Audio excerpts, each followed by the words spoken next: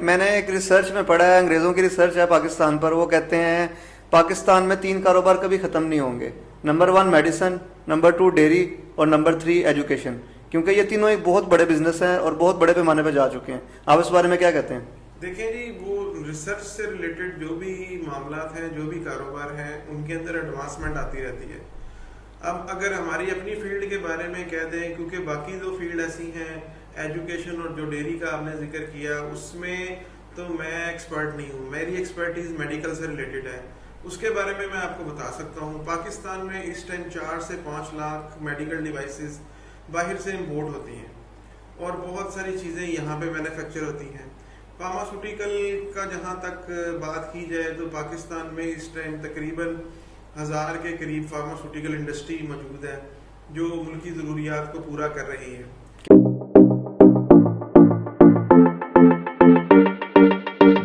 السلام علیکم everyone, welcome back to another video of HMI سیز. سو آج کی ویڈیو پوڈ کاسٹ میں ہمارے جو گیسٹ ہیں ان کا بالواسطہ یا بلا واسطہ آپ کی زندگی سے بھی ضرور تعلق ہوگا, کیونکہ وہ ایک ایسی چیز کا کاروبار کرتے ہیں یا ایسے بزنس میں انوالو ہیں جس کی ضرورت ہر گھر میں ضرور ہوتی ہے, ہر انسان کو.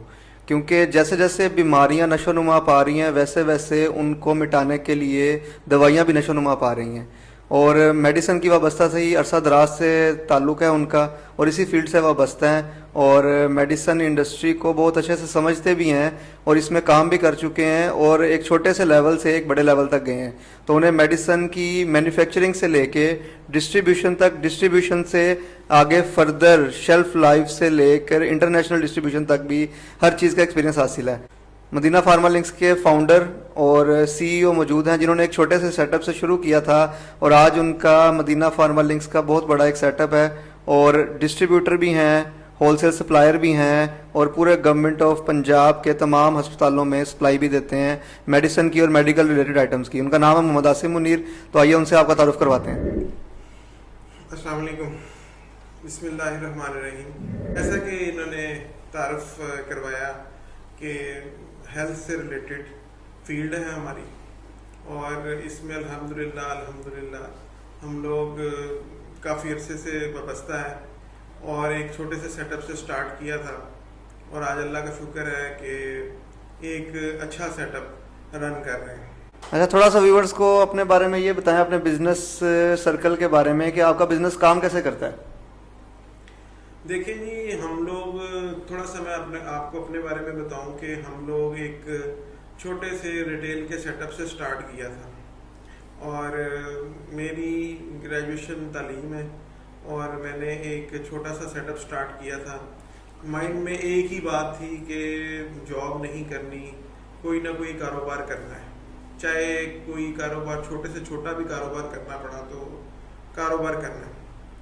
تو معاشی طور پہ حالات بھی بس نارمل تھے, تو ایک چھوٹا سا سیٹ اپ سٹارٹ کیا, ایک سٹور سٹارٹ کیا, لیکن اسکائی از دا لمٹ. وہاں پہ سیٹسفائی نہیں ہوئے. سٹارٹ میں تھوڑا سا کوشش کر کے ایک اس سیٹ اپ میں تھوڑا سا ہول سیل کا سیٹ اپ سٹارٹ کیا. جب ہول سیل کا سیٹ اپ سٹارٹ کیا تو اس میں بہت سی مشکلات آئیں, بہت سا پرابلمس ہوئے, اور ہمارے پاس اتنے وسائل نہیں تھے کہ ہم لوگ پراپر وہ ویئر ہاؤسنگ کریں, پراپر ڈسٹریبیوشن سیٹ اپ بنائیں. پھر آہستہ آہستہ اللہ پاک نے ترقی دی, اور ہم نے ایک سیٹ اپ بنایا, پراپر ویئر ہاؤسنگ, ایک ویئر ہاؤس بنایا, پراپر کمپنی سے ڈسٹریبیوشن لی اور سٹارٹ کیا. تو سٹارٹ میں اکیلا کام کرتا تھا, پھر ہم نے ایک ٹیم ڈیولپ کی الحمدللہ. پھر اس کے بعد اللہ نے کافی ترقی دی, اور اس طرح یہ سفر کا آغاز ہوا. میرے سفر کا آغاز 2000 میں ہوا تھا, اور 98 سے میں ویسے اس فیلڈ سے ریلیٹڈ ہوں. 2000 میں نے اس کا آغاز کیا, اور سب سے پہلے اپنا لائسنس بنایا. اس کو ڈرگ سیل لائسنس کہتے ہیں. وہ اس میں license to sell medicine retail میں, ریٹیل کے بعد پھر وہ اس کا ایک ڈسٹریبیوٹر کا لائسنس بنوایا. اس کے بعد پھر اپ ٹو سو آن یہ کام چلتا رہا. پھر الحمدللہ اب ہماری بورڈ بھی ہے اور ڈسٹریبیوشن بھی ہے, اور ہم لوگ الحمدللہ پنجاب گورنمنٹ کے اپروو کانٹریکٹر ہیں. کام تو کوئی بھی برا نہیں ہوتا, کام سے شروع کرتے ہیں. مجھے کام کے بارے میں بتائیں کہ اس کو ڈرگس کا بزنس بھی کہا جاتا ہے, اور پاکستان میں میرے خیال سے ورلڈز لارجسٹ کنٹری ہے جو کہ کنزیوم کرتی ہے میڈیسنز اینولی. آپ اس بارے میں کیا کرتے ہیں کہ پاکستان میں میڈیسن کی سیلز کیسی ہے؟ میڈیسن اور اس فیلڈ کا تھوڑا سا آپ کو بتا دوں کہ اس فیلڈ کو 3 حصوں میں تقسیم کیا جاتا ہے. ایک میڈیسن ہے جو ایلوپیتھک میڈیسن ہے, دوسری میڈیسن ہے ہومیوپیتھک میڈیسن ہے, تیسری میڈیسن ہے جو آیوریدک یا جسے دیسی ادویات کہا جاتا ہے, نیوٹراسوٹیکلس. اور جہاں تک اس کا تعلق ہے تو ہر شعبے کی ایک خاص اہمیت ہے اور اس کے علیحدہ سیٹ اپس ہیں. اب جہاں تک ایلوپیتھک کا تعلق ہے تو اس میں آگے اس کی پھر برانچز ہیں. اس میں پھر جو سرجری سے ریلیٹڈ ہیں وہ سرجیکل کی آئٹم ہے, اور پھر انسٹرومنٹس ہیں جو آلات ہیں جن سے سرجری ہوتی ہے. اب اس کے آگے بھی فردر کلاسیفیکیشنز آ گئی ہیں, لیپروسکوپی آ گئی ہے, اینڈوسکوپی آ گئی ہے, اور ایڈوانسمنٹ ڈیلی سے ڈیلی نئی چیزوں کے بارے میں پتہ لگتا ہے, ایڈوانسمنٹ ہو رہی ہے.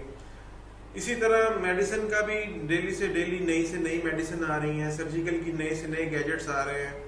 اسی طرح اس فیلڈ میں اب یہ کافی بڑی فیلڈ بن گئی ہے. اس میں تھوڑا سا پچھلے دنوں جس طرح پوری دنیا میں اکنامک کرائسس آیا ہے, اسی طرح پاکستان میں بھی اکنامک کرائسس تھا. تو کچھ انٹرنیشنل لیول پہ مینوفیکچرنگ کمپنیاں بند ہوئیں, جس کی وجہ سے جو بیسک را مٹیریل ہوتا ہے اس کی شارٹیج, اور تھوڑا ہمارے ملک کے فائنینشیل حالات اس طرح کے نہیں تھے کہ پراپر امپورٹ نہیں ہو رہی تھی. اس بات میں کتنی سچائی ہے کہ خود بیماری بنائی جاتی ہے تاکہ میڈیسن بیچی جا سکے؟ دیکھیں جی, ہر چیز میں, ہر فیلڈ میں اچھی اور بری چیزیں ہوتی ہیں. جہاں تک یہ ہے, یہ تحقیق کا معاملہ ہے. تحقیق کے بغیر کوئی بات کرنا یا کسی پہ الزام لگانا یہ غلط ہے. دوسرے نمبر پہ دنیا میں اگر آپ دیکھ لیں, ابھی تک پچھلے 150 سال میں جتنی تحقیق ہوئی ہے اس نے ہیومینٹی کے لیے بہت سارا کام کیا ہے. آج سے 100-150 سال پہلے دیکھ لیں یا پچھلی صدی سے پہلے دیکھ لیں, کوئی ایپیڈیمک ڈیزیز ہوتی تھی تو اس میں لاکھوں کروڑوں لوگ مر جاتے تھے. تو اب یہ اتنی ریسرچ ہوئی ہے, ویکسینز بنی ہیں, اور یہ بایولوجیکل پروڈکٹ بنی ہے, بایو ٹیکنیکل پروڈکٹ بنی ہے. انہوں نے بہت ریولوشن لے کے آئے. آج سے پہلے جو چیزیں جو لا علاج بیماریاں تھیں اور اب وہ قابل علاج ہے. پچھلی صدی میں ملیریا جیسی عام سی بیماری سے لاکھوں لوگ مر جاتے تھے, آج اس کا 3 ٹیبلٹ کا صرف علاج ہے. تو اسی طرح یہ اس میں کافی ایڈوانسمنٹ ہوئی ہے. یہ کہنا کہ یہ بیماری پیدا کی جاتی ہے اور جراثیم پیدا کیے جاتے ہیں یا جو بھی ہے, یہ فضول اور اس طرح کے رومرز ہوتے ہیں. دیکھیں, کووڈ-19 کی بات کر لی جائے تو کووڈ-19 ایک وائرس ہے جو کہ ساری سائنس اور ریسرچ اس کو مانتی ہے وائرس ہے. وائرس کو ڈیولپ کیا جاتا ہے, وائرس کو ڈیولپ کیا گیا ہے تاکہ اس کے عوض ایک ویکسین بیچی جا سکے. کیا کہتے ہیں اس بارے میں؟ دیکھیں جی, جہاں تک وہ ہے ڈیولپ کیا گیا ہے یا جو بھی ہے, اس کو وائرس کو ہمیشہ ایک میڈیم چاہیے, ٹرانسمیشن میڈیم. اور ماشاءاللہ جیسے آپ اس چیز کو سمجھتے ہیں, اور فلو دنیا کا ایک ایسا میڈیم ہے کہ جس میں کوئی بھی بیماری پھیل سکتی ہے. اب یہ کسی کے اوپر الزام لگانا کہ وہ پھیلایا گیا ہے, یا دنیا کا کوئی ملک ایسا نہیں ہے جو اس کی زد میں نہیں آیا. یا تو ہونا کہ جنہوں نے پھیلایا ہے اور وہ خود سیف تھے اور دوسری دنیا کے لوگ جو ہیں وہ اس کے زد میں آ گئے. تو اسی طرح یہ ایسی بات نہیں ہے, یہ ایک رومر کی حد تک تو ہم اس کو سمجھ سکتے ہیں, لیکن کوئی پروفیشنل بندہ, اس فیلڈ سے تعلق رکھنے والا بندہ اس طرح کی بات نہیں کر سکتا. پاکستان میں سب سے زیادہ فیمس اور سب سے زیادہ جس کمپنی کی سیلز ہوتی ہیں وہ کمپنی کون سی ہے جو کہ انٹرنیشنل لیول پر بھی چلتی ہو؟ پاکستان میں سب سے پہلی کمپنی جو پاکستان میں رجسٹرڈ ہوئی تھی وہ ایبٹ تھی, اور ایبٹ کی کافی ادویات پاکستان میں فریلی اویلیبل ہیں. اب ان کی R&D بہت زیادہ ہے. اس کے بعد GSK کا نمبر آتا ہے, اور وہ دنیا کی کافی بڑی کمپنیوں کو ٹیک اپ کیا ہوا ہے. وہ ایک بہت بڑا مرجر ہے. آپ دیکھ لیں کہ پیناڈول جو ہے وہ بھی GSK کی پروڈکٹ ہے. بیسک پروڈکٹ سے لے کے ان کی 3rd جنریشن براڈ اسپیکٹرم تک میڈیسن آتی ہے. آنے والے نیو بگنرز کو آپ کا کیا میسج ہوگا کہ وہ کیسے اس انڈسٹری میں آ سکتے ہیں, اور انہیں اس انڈسٹری میں آنا چاہیے کہ نہیں آنا چاہیے؟ دوسرے نمبر پہ یہ تھوڑا سا میں آپ کے توسط سے لوگوں کو بتاؤں کہ یہ ایک انتہائی سینسٹیو اور پڑھے لکھے لوگوں کا کاروبار ہے, اور میری سب سے یہی گزارش ہے کہ پہلے اس کی پڑھائی مکمل کریں، اور اگر آپ پڑھائی نہیں کر سکتے تو اس میں ایک فارماسسٹ کی سہولیات لی جاتی ہیں، وہ ٹیکنیکل پرسن کہلاتا ہے، اور اس کی انڈر دا امبریلا آپ کو لائسنس ملتا ہے۔ لائسنس میں ایک پروپرائٹر ہوتا ہے، ایک فارماسسٹ ہوتا ہے جو ان کو ٹیکنیکل چیزیں بتاتا ہے، اور ان کو سپلائی چین مینجمنٹ کا بتاتا ہے، ان کو بتاتا ہے یہ ادویات کس ٹیمپریچر سٹوریج پہ رکھنی ہے، اور یہ شیڈیول جی کی میڈیسن کیا ہوتی ہیں، نارکوٹکس کیا ہوتی ہیں، اور رجسٹرڈ میڈیکل کیا چیزیں ہوتی ہیں، اور جن کا ریکارڈ رجسٹر میں مینٹین رکھنا ہے، یہ ساری چیزیں، اور ٹیمپریچر کنٹرول میڈیسن، ویکسین کو کس ٹیمپریچر پہ رکھنا ہے، باقی چیزوں کو کن ٹیمپریچر پہ رکھنا ہے، وہ ایک ٹیکنیکل پرسن ہوتا ہے۔ یا تو اگر آپ اس فیلڈ میں آنا چاہتے ہیں تو آپ وہ ٹیکنیکل تعلیم جو ہے وہ ڈی فارمیسی وہ خود حاصل کریں، وہ ایف ایس سی کے بعد 5 سالہ کورس ہے ڈاکٹر آف فارمیسی کا، یا تو وہ خود کریں۔ اگر آپ نہیں کر سکتے یا عمر کے اس حصے میں ہیں اور آپ یہ کام کرنا چاہتے ہیں تو وہ ایک فارماسسٹ کی خدمات حاصل کریں، اس کو اپنے ساتھ اپنے سسٹم میں لے کے آئیں۔ یہ نہیں کہ جس طرح وہ ایک عام سلسلہ بنا ہوا ہے یہاں پہ کہ ڈگری کرائے پہ لے لی، رینٹ پہ لے لی، اور فارماسسٹ کی پراپر لاز کے مطابق یہ کام کریں، پراپر اس کی خدمات لیں، وہ آپ کی پرمیسز پہ 24 آور یا جتنی بھی آپ کی سروسز ہیں اس پہ موجود رہے، اور اس کے نالج میں ہو۔ کوئی بھی چیز آپ خریدیں، کوئی بھی چیز آپ بیچیں، اور کوئی بھی چیز جو ہے وہ سٹوریج اس کو پتہ ہو، اس کے نالج میں ہو۔ پاکستان میں سب سے زیادہ یوز کی جانے والی ادویات میں سے چند کے نام لیں، اور پاکستانی ہاسپٹلز میں سب سے زیادہ انجیکٹیبلز یوز ہوتے ہیں یا ایڈیبلز میڈیسن؟ جہاں تک تعلق ہے انجیکٹیبلز کا، تو یہ بات ہم انفارچونیٹلی کہہ رہے ہیں کہ ہمارے ملک میں اس خطے میں سب سے زیادہ انجیکٹیبل استعمال ہوتے ہیں، جو کیا یہ ٹھیک ہے؟ یہ اچھی بات نہیں ہے، اور اس کو کنٹرول کرنا چاہیے۔ اور وہاں اس کے ساتھ ہی کہ یہاں پہ پاکستان میں اس ٹائم کی آج کی ڈیٹ میں 2 کروڑ سرنجز ایک مہینے میں استعمال ہوتی ہیں۔ پاکستان دنیا کا ایک ایسا ملک ہے جس میں 2 کروڑ سرنجز ایک مہینے میں استعمال ہوتی ہیں۔ ویسٹیج کا جہاں تک نظام ہے وہ اب تھوڑا سا پرابلم تھا اس سینیریو میں، تو اب گورنمنٹ نے اس کا الٹیمیٹ یہ حل نکالا ہے کہ آٹو ڈسٹریکٹیو سرنجز لانچ کر دی ہیں۔ پرانی کنونشنل سرنجیں بند کر دی ہیں پاکستان کی مارکیٹ میں۔ پورے پاکستان میں اب نہ کوئی بندہ کنونشنل سرنج منگوا سکتا ہے، نہ کوئی بیچ سکتا ہے، اور جو پاکستان میں خود مینوفیکچرنگ یونٹ ہے وہ بھی آٹو ڈسٹریکٹیو سرنج بناتے ہیں اور وہی سیل کرتے ہیں۔ اس کا حل تو انہوں نے گورنمنٹ نے نکال لیا ہے۔ اور باقی رہی بات اویئرنیس کی، اور اس کے اوپر بھی کافی کام ہو رہا ہے۔ مختلف کمپنیاں ہیں، مینوفیکچرنگ کمپنیاں ہیں، وہ مختلف ادوار میں ایک سیمینارز کرتی ہیں آٹو ڈسیبل کے یوز کے اوپر، اور انفیکشن سے پریونشن کے لیے اس پہ کافی کام ہو رہا ہے۔ اور باقی ہم دعا کو ہونا چاہیے ہمیں کہ ہم بحثیت قوم بن کے سوچیں، اور اس فیلڈ کو ایک نوبل پیشہ ہے۔ اس فیلڈ میں لوگوں کو صحت تندرستی ملتی ہے، تو ہم لوگ ہر بندے سے ہماری یہ گزارش ہے کہ لوگ نیک نیتی سے یہ کاروبار کریں۔ تمام انڈسٹریز کی طرح پاکستان میں یہ میڈیکل سے ریلیٹڈ انڈسٹری کو کیا مشکلات کا سامنا پیش کرنا پڑ رہا ہے؟ ایک تو آپ نے نمبر 1 بتا دیا امپورٹ کے علاوہ کیا مشکلات ہیں پاکستان میں اس ٹائم جو انڈسٹری کو ہے کافی مشکلات ہیں، اور مشکلات میں سب سے پہلے تو دیکھیں ہم لوگ بیسک را مٹیریل پاکستان میں نہیں بنتا، بہت کم چیزیں بنتی ہیں پاکستان میں۔ اس میں کچھ کارخانے کراچی میں لگے ہوئے ہیں، کچھ لاہور میں لگے ہوئے ہیں، کچھ اور مختلف شہروں میں لگے ہیں جو بیسک را مٹیریل بناتے ہیں۔ پھر اس کے بعد میڈیسن میں ایکسیپینٹ استعمال ہوتے ہیں، اور دوسری ادر چیزیں استعمال ہوتی ہیں، وہ بھی ہم ایون کہ جیلیٹن کیپسول میں جیلیٹن ہے اور سافٹ جیل ہیں، یہ ساری چیزیں ہمیں امپورٹ کرنی پڑتی ہیں۔